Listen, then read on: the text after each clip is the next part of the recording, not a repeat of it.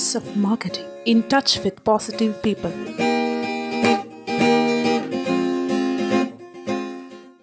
ഒരു 80 വയസ്സ് കഴിഞ്ഞ ഒരു ഫാദർ, അയാൾ വളരെ ചെറുപ്പത്തിൽ ഒരു ബിസിനസ് സംരംഭം ആരംഭിച്ചു. റിയാലിറ്റിയാണ് അത്. കൃത്യമായിട്ട് പണം തരേണ്ടത് അദ്ദേഹത്തിന്റെ ചെറിയ കുഞ്ഞു ഡയറിയിൽ നോട്ട് ചെയ്ത് വെച്ചു. അത് പറഞ്ഞിരിക്കുന്ന സമയത്ത് തരാതെ വരുമ്പോൾ അവരുടെ വീട്ടിൽ പോയി കാണാൻ അദ്ദേഹം നേരിട്ട് കണ്ട് ആ ഫണ്ട് മേടിക്കുന്ന ഫണ്ട് ഉണ്ടായിരുന്നു. പക്ഷെ ഇന്ന് അതിനൊക്കെ കുറച്ചൊക്കെ പ്രശ്നങ്ങളുണ്ടെന്ന്. അത് ആ ഏത് വ്യക്തിയായിട്ടാണ് നമ്മൾ ഇടപെടുന്നത്, അവരായിട്ടുള്ള കമ്മ്യൂണിക്കേഷൻ, അങ്ങനെ വ്യക്തിപരമായ നല്ല റിലേഷൻഷിപ്പ് ആ ഫാദറിന് ഉണ്ടായിരുന്നു. ഇന്നത്തെ കാലത്ത് പുതിയ കാലഘട്ടത്തിൽ ആ ബിസിനസ് സംരംഭം മക്കളെ ഏൽപ്പിച്ചപ്പോൾ അവർക്ക് ഇതുപോലെ കൃത്യമായിട്ട് ഫണ്ട് കിട്ടേണ്ടവരിൽ നിന്ന് ഫണ്ട് കൃത്യമായിട്ട് വാങ്ങിച്ചെടുക്കാൻ സാധിക്കാതെ വന്നു. അത് മെയിൻ ആയിട്ട് 2 റീസൺ ആണുള്ളത്. ഒന്ന്, പല ബിസിനസ്സിലേക്കും അവർ തിരിഞ്ഞു. ഇത് വേറൊരു സൈഡ് ബിസിനസ് ആയിട്ട് ഒരു ബിസിനസ് നടത്തുക, റീറ്റെയിൽ ഷോപ്പ് നടത്തുക, ഡിസ്ട്രിബ്യൂഷൻ നടത്തുക എന്നുള്ളത് ഒരു സൈഡ് ബിസിനസ് ആയിട്ട് മാറി. പക്ഷെ ഫാദറിന് അങ്ങനെയായിരുന്നില്ല. ഇത് മെയിൻ ഫോക്കസ് ചെയ്യുന്ന അദ്ദേഹം ഇതിലായിരുന്നു. ഇതില്ലെങ്കിൽ ജീവിക്കാൻ സാധിക്കില്ല. അതുകൊണ്ട് മനസ്സ് തുറന്ന്, ഹൃദയം തുറന്ന് അതിനെ സ്നേഹിക്കാനും അത് എന്റെ ജീവനാഡിയായിട്ട് കാണാനും ആ ഫാദറിന് കഴിഞ്ഞു. ആ ഒരു കാലഘട്ടം കഴിഞ്ഞപ്പോൾ മക്കളിലേക്ക് വന്നപ്പോൾ അവർക്ക് അതിന് സാധിച്ചില്ല. അവർ വേറെ പല ബിസിനസ്സിലേക്കും പോയി.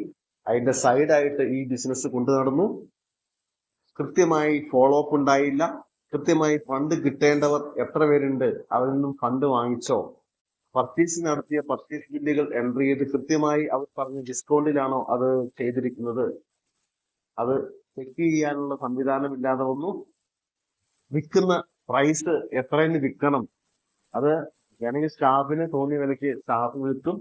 അത് കൺട്രോൾ ചെയ്യാൻ ഒരു ഷോപ്പിന്റെ ഓണറോ ബിസിനസ് നടത്തുന്ന വ്യക്തിയോ അവിടെ ഉണ്ടായിരിക്കണം.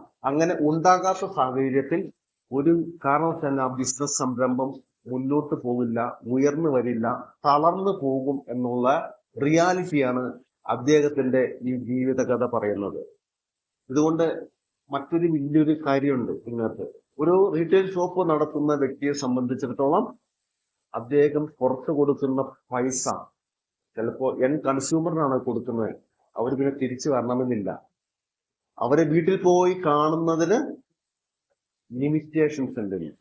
ശരിയാണല്ലോ. ഒരു വീട്ടിലേക്ക് രാവിലെയോ വൈകുന്നേരമോ രാത്രിയോ എനിക്ക് പൈസ തരാനുണ്ടെന്ന് പറഞ്ഞ് കയറി ചെല്ലാൻ സാധിക്കില്ല.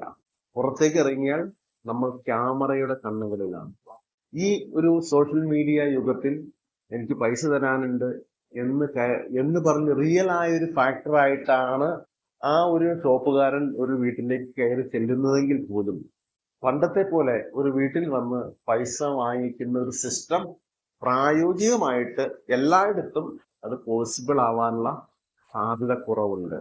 ആ സമയം ഒരു റീറ്റെയിൽ ഷോപ്പുകാരനെ സംബന്ധിച്ചിടത്തോളം അദ്ദേഹം ഒരു പ്രസ്ഥാനമായിട്ട് ഒരു ഷോപ്പ് ലീഡ് ചെയ്യാണ് ആണല്ലോ.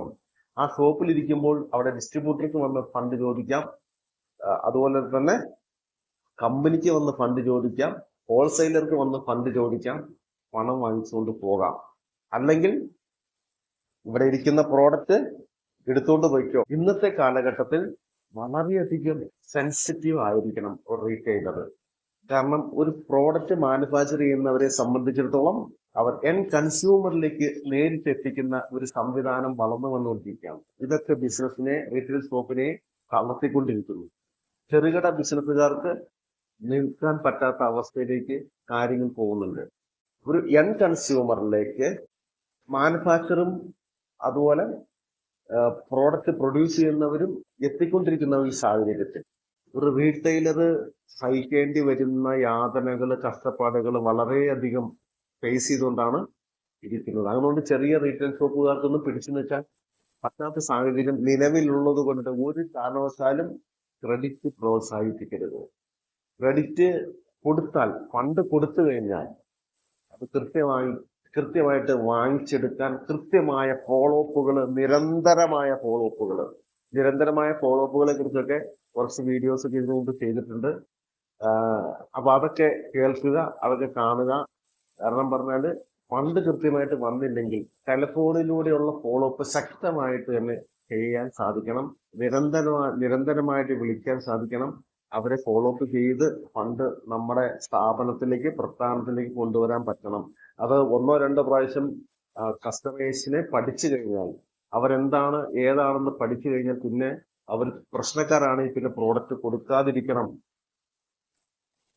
പിന്നെ ഫണ്ട് വന്ന ശേഷം മാത്രമേ കൊടുക്കാവുള്ളൂ. അങ്ങനെയുള്ള സിസ്റ്റങ്ങളൊക്കെ ഇംപ്ലിമെന്റ് ചെയ്യാതെ മറ്റു പല ബിസിനസ്സുകളിലേക്കും മറ്റു പല ഏരിയകളിലേക്കും തിരിഞ്ഞുകൊണ്ട് ഇതിൽ ഒരു ശ്രദ്ധ ഇല്ലാതെ വരികയും കടം വന്ന് കയറുകയും നാട്ടില് നമ്മുടെ പേര്, കുടുംബത്തിൽ നമ്മുടെ പേര്, അല്ലെങ്കിൽ വഴിയിൽ നിർത്തി ചോദിക്കുന്ന ഒരവസ്ഥ, ഇങ്ങനെയുള്ളൊരു അവസ്ഥകൾ വരുമ്പോൾ ഒരു കാരണവശാലും ഒരു കമ്പനിയോ ഒരു ഡിസ്ട്രിബ്യൂട്ടറോ ഒരു ഹോൾസെയിലറോ നിങ്ങൾക്ക് പ്രോഡക്റ്റ് തരാൻ തയ്യാറാകില്ല.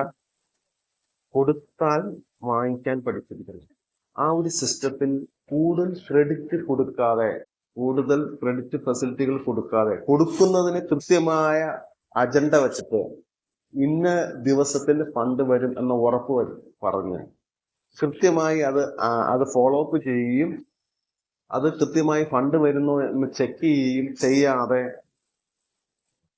അല്ലെങ്കിൽ അതിനൊരു സംവിധാനം നിങ്ങളുടെ ഷോപ്പുകളിലോ ബിസിനസ് സ്ഥാപനത്തിലോ ഏൽപ്പിക്കാതെ കൊടുക്കുക മാത്രം ചെയ്തുകൊണ്ട് ബിസിനസ് തുടരാതിരിക്കുക.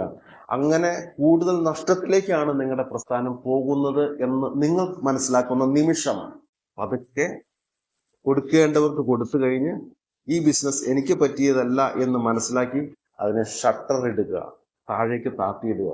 പിന്നെ അത് തുറക്കാൻ പോകരുത്.